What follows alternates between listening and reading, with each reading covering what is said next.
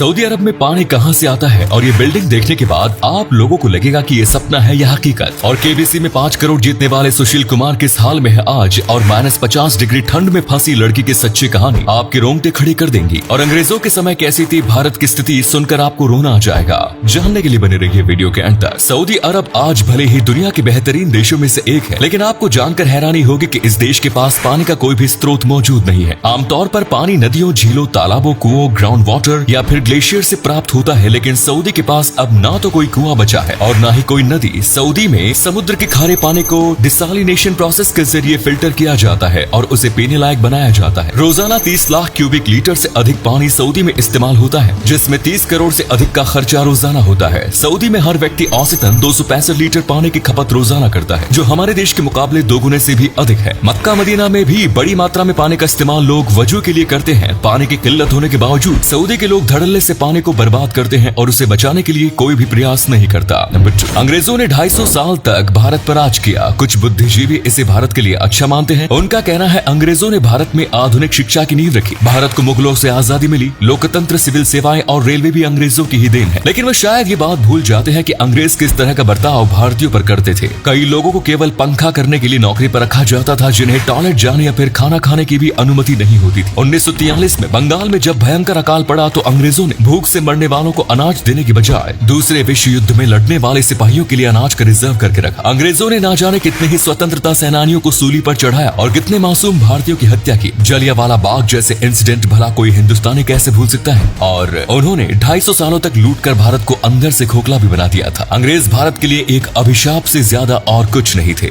Number 3, आज के समय में बुर्ज खलीफा दुनिया की सबसे ऊंची इमारत मानी जाती है, लेकिन जल्द ही बुर्ज खलीफा से भी 5 गुना ऊंची इमारत दुनिया को देखने को मिल सकती है। जापान में एक्सीड 4000 नाम की एक बिल्डिंग के निर्माण पर काम जारी है, जिसकी ऊंचाई 4000 मीटर यानी 4 किलोमीटर होगी। ये ऊंचाई इतनी ज्यादा है कि हवाई जहाज भी इस बिल्डिंग की ऊंचाई तक नहीं उड़ पाएंगे। और बिल्डिंग में सबसे ऊपर रहने वाले लोगों को तो मौसम के बदलने का भी एहसास नहीं होगा, क्योंकि बादल भी इतनी ऊंचाई पर मौजूद नहीं होते। बिल्डिंग की चौड़ाई 6 किलोमीटर होगी। इसमें कुल 800 फ्लोर्स होंगे। एक साथ 10 लाख लोग इस बिल्डिंग में रह सकेंगे। हालांकि ये बिल्डिंग कब तक बनकर तैयार होगी, इस बारे में अभी कुछ नहीं कहा जा सकता, लेकिन यदि ये बिल्डिंग बनती है तो दुनिया के 7 अजूबों में इसे जरूर शामिल किया जाना चाहिए। नंबर 4, कौन बनेगा करोड़पति में जाना हर किसी का सपना होता है। कुछ साल पहले बिहार के सुशील कुमार केबीसी में आए थे और इस शो में उन्होंने 5 करोड़ रुपए की मोटी धनराशि जीतकर सभी को हैरान कर दिया। सुशील मोदी उस समय किराए के मकान में रहते थे और सिविल सर्विसेज की परीक्षा की तैयारी कर रहे थे। सुशील ने बताया कि 5 करोड़ जीतने के बाद वो बिहार में रातों रात सेलिब्रिटी बन गए। कई शोज में उन्हें बुलाया जाता था, जिसकी वजह से उनकी पढ़ाई में अड़चने आनी शुरू हो गई। मीडिया ने उनकी निजी जिंदगी को प्रभावित किया। वो कई इवेंट्स में जाकर डोनेशन देने लगे और उनकी हालत इतनी खराब हो गई थी कि उन्हें गाय पालकर दूध बेचने का काम शुरू करना पड़ा। जल्द ही सुशील को दोबारा आर्थिक तंगी का सामना करना पड़ा और वे डिप्रेशन में जाने लगे, जिसकी वजह से उन्होंने शराब और नशे को अपना साथी बना लिया। हालांकि सुशील अब पुरानी बातों को भूलकर आगे बढ़ चुके हैं। फिलहाल बिहार में पर्यावरण संरक्षण के लिए वो काम कर रहे हैं। नंबर 5, साल 2013 में पार्कर नाम की एक फिल्म आई थी, जिसमें 3 दोस्तों की कहानी दिखाई गई है, डैन, जोई और पार्कर। पार्कर एक लड़की होती है और वो अपने दोनों दोस्तों के साथ एक स्कीइंग रिजॉर्ट घूमने के लिए जाती है। जोई और डैन सबसे ऊंचाई वाली जगह पर जाने की जिद करते हैं। पार्कर पहले तो उन्हें मना करती है, लेकिन वे दोनों कहते हैं कि कुछ ही देर में नीचे आ जाएंगे। तीनों चेयर कार पर बैठकर ऊपर जाने लगते हैं कि तभी शाम हो जाती है और रिजॉर्ट बंद हो जाता है। वे तीनों दोस्त हवा में ही चेयर कार में अटक जाते हैं। वहाँ पर तूफान आने लगता है, बर्फीली हवाएं चल रही होती है और कोई उपाय न मिलने पर डैन नीचे कूदता है, लेकिन 900 फीट से कूदने का कारण उसकी हड्डियां टूट जाती हैं और उसके शरीर को भेड़िया खा जाते हैं। अगले दिन सुबह जोई चेयर कार के वायर के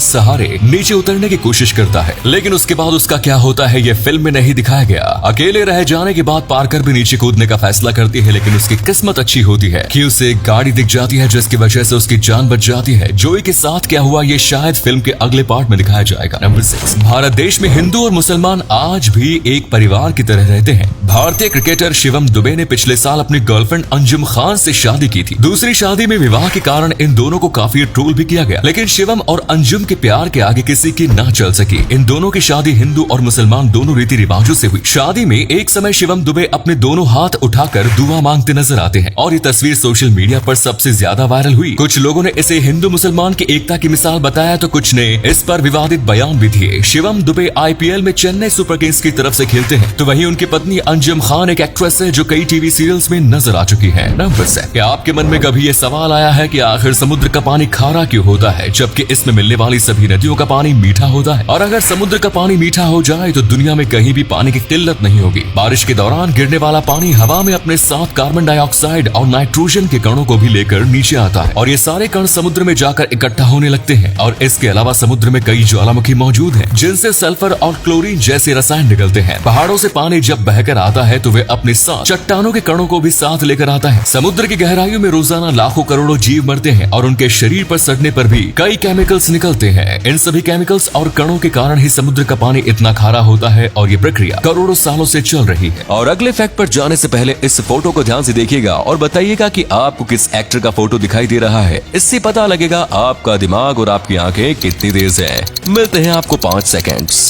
नंबर 8। साउथ अफ्रीका के खिलाफ 2020 मैच में 65 रन की पारी खेलने वाले दिनेश कार्तिक भारत के सबसे उम्रदराज खिलाड़ी बन गए हैं, जिन्होंने 2020 मैच में अर्धशतक बनाया है। दिनेश कार्तिक की गिनती एक समय भारत के बेस्ट विकेट कीपर बल्लेबाज में की जाती थी, लेकिन उनकी पर्सनल लाइफ का असर सीधा उनके खेल पर देखने को मिला। साल 2007 में दिनेश ने अपनी गर्लफ्रेंड निकिता से शादी की, लेकिन कुछ ही समय में निकिता का अफेयर मुरली विजय के साथ शुरू हो गया और वो मुरली विजय के बच्चे की माँ भी बनने वाली थी। दिनेश और निकिता के बीच तलाक हो गया और इस वजह से दिनेश डिप्रेशन में चले गए, लेकिन उनकी जिंदगी में जल्द ही दीपिका पाल्लिकल की एंट्री हुई और दोनों एक दूसरे से प्यार करने लगे। दीपिका ने दिनेश को समझाया कि वे अपने गेम पर दोबारा फोकस करें और आज दिनेश कार्तिक ने एक बार फिर भारतीय क्रिकेट प्रशंसकों के दिलों में अपनी जगह बना ली है।